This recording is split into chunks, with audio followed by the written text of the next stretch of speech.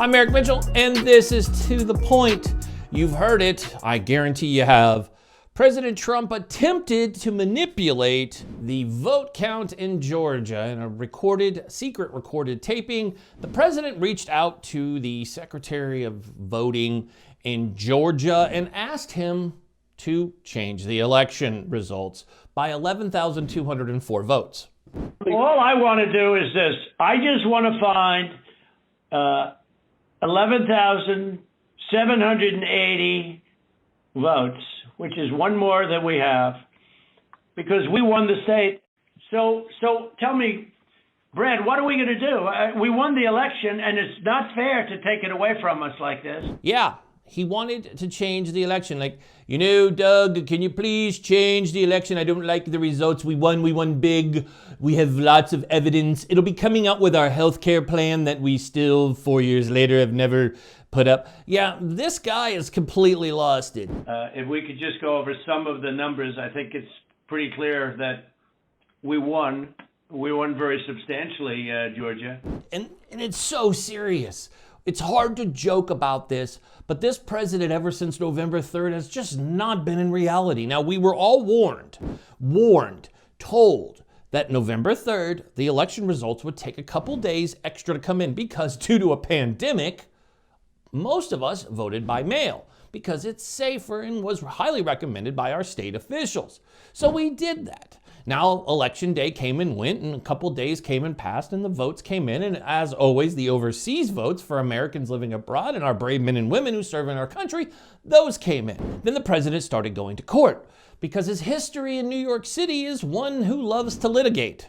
What they don't tell you is he loves to litigate and lose. Yes, President Trump has a reputation, besides being really shitty with women and collecting ex-wives like they're cool, because I'm pretty sure the First Lady will become the former Miss Trump very soon because of what we're hearing, how he behaved over the holiday when he played golf and ignored the things that went on in Nashville, and the fact that all he does is tweet about himself and how the election was rigged, yet there's no evidence to do that. Because let's go back. This president reaches out to the state of Georgia.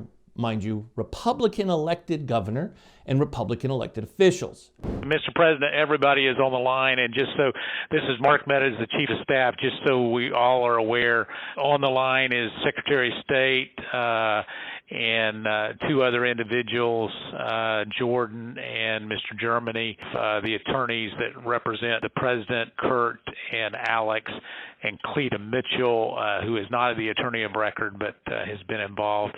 He's not been happy. He's been attacking him. The rallies, we had like 25,000 people there, and the other guy had like 100. The other guy is President-elect Joe Biden, who served 2 terms as a vice president, which is 4 more years than you're ever going to serve as president, because in 4 years you'll be replaced. Your party is already, which I can't even believe it, and Republicans, tell me I'm wrong. Is this what your party has become?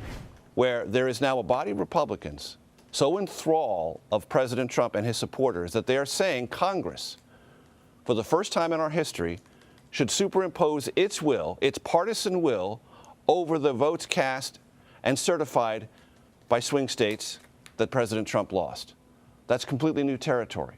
And when Paul Ryan, the former Speaker of the House, says it runs against the Constitution, it runs against federalism, and it will leave behind a sense that our basic measure of ourselves, which is our elections at the federal level, how we choose a president, are tarnished. That will tarnish that process. It will tarnish faith in that. That's what he means when he says this will do lasting damage.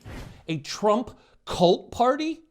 Because this can't be. You guys are believing, some of you, not all of you, I'll give a mad shout out to you intelligent GOP folks out there. You're the ones that voted for him and quickly realized, oh shit, the guy's crazy. He won't accept defeat. And sometimes you have to. It's like that scene from Monty Python. Come, Patsy! Oh, I see. Running away, eh? You yellow bastard! Come back here and take what's coming to you! Come at me, I'll bite your ankles! This guy is complete. I got one hand and he's trying to kill everybody and he's not. Saying the military's already against you, bro. 10, that's right, 10 former secretaries of defense have come out and said the man's off his rocker and has lost, and how crazy it is and dangerous it is that he keeps claiming to use the military. And that's right. And there's people out there and there's veterans out there that do two things. One, that encourage that General Flynn is a good person. One of them has been a guest on our show, and I'm embarrassed that episode no longer exists, was pulled down because of their stupidity of things that they say when they come on our show. We will not tolerate it. I won't tolerate it. You thinking General Flynn is a good guy, and you know what? We should have him pause the Constitution. You idiot. We like to pause it. It's not a video game. It's not Call of Duty. And speaking of duty, why is it that people think that if you say you're a patriot, that means you're an American? No, I'm an American. I'm not a patriot. Number one, I hate the Patriots, and I'm happy they're not going to the playoffs. But what I hate is that the alt-right, once again, like the word, like Proud Boys, because you don't think of an alt-right, almost white supremacist group as Proud Boys, like they're dancing. We'll be on Broadway when Broadway opens. No, they're a hate group. And I know they're like, somebody's probably going, well, Eric, the Proud Boys, their leader's Puerto Rican. You're true. A lot of their leadership they have diversity. Good for them. They've got diversity.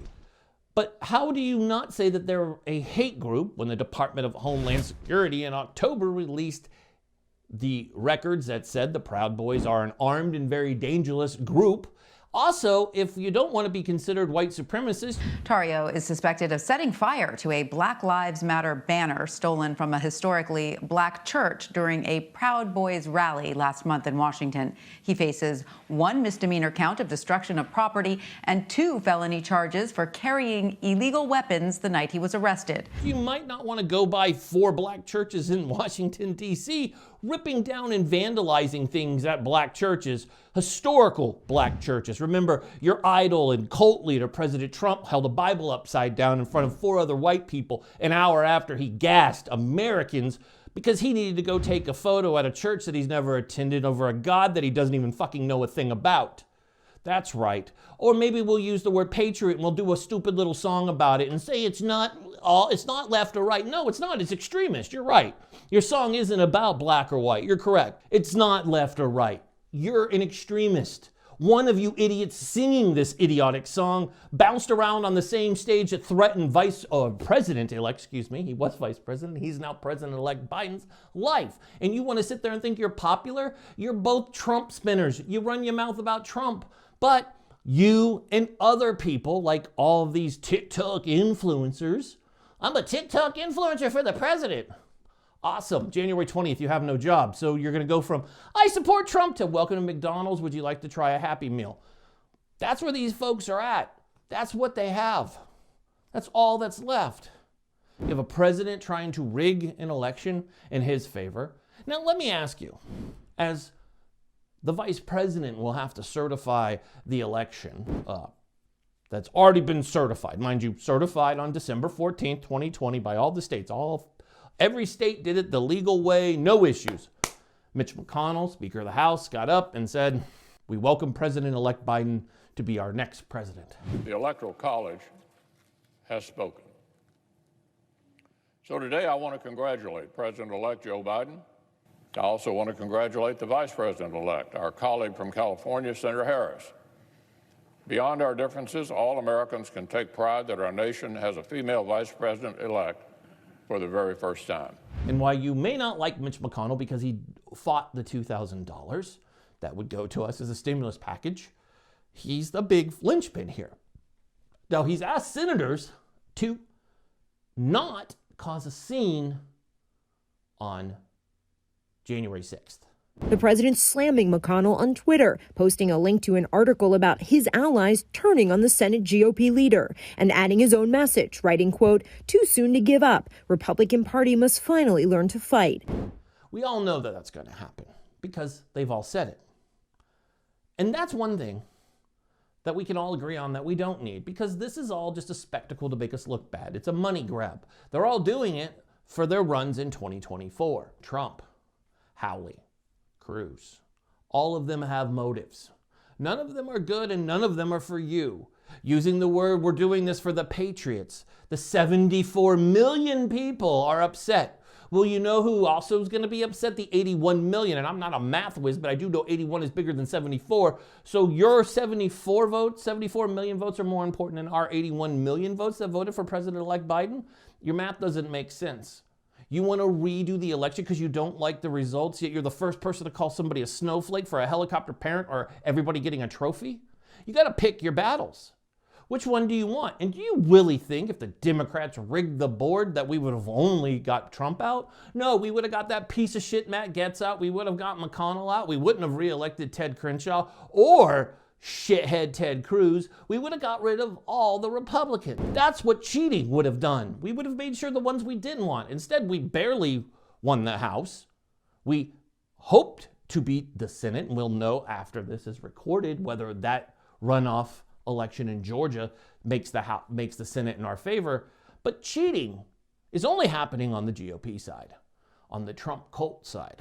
What side are you on? Are you a patriot?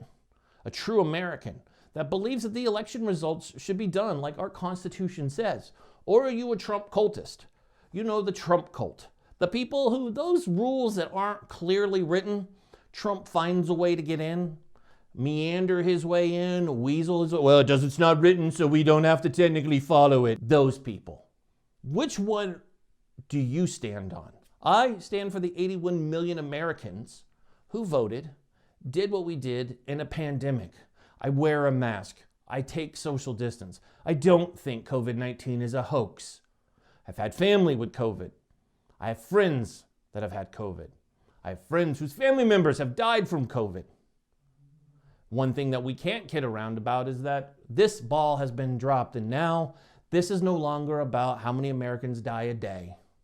This is about our freedom and our Constitution basically being lit on fire in front of us by people who say they love Americans and call themselves patriots.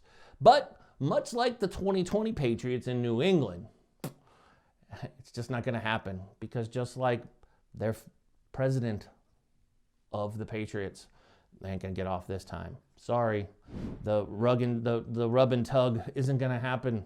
You can go and you can throw a party and you can break every window in Washington, D.C., Proud Boys and white supremacists and I don't know what the hell other groups will be there. And you can have another sore loser meeting. Apparently none of you have jobs that you need to attend on Wednesday, and you need to go bitch and moan and cry because your guy didn't win.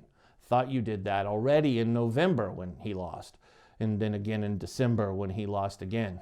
So you can make all the shitty songs that you want, and you can go and make all the posts that you want, and you can have your hashtag walk away and walk towards me and Trump won and I'm a patriot and all this stuff, but you're not. You're a cult member. And it's highly disappointing. So that's what I got for you guys today. Hopefully this answers the question. Remember, the vice president, at the end of all of this rant, all the vice president we're asking him to do is just simply do his job. And that's what he's going to do. You'll see. He's just going to read the votes and just gavel them in. There will be debate, but at the end of the day, it'll just make us look bad.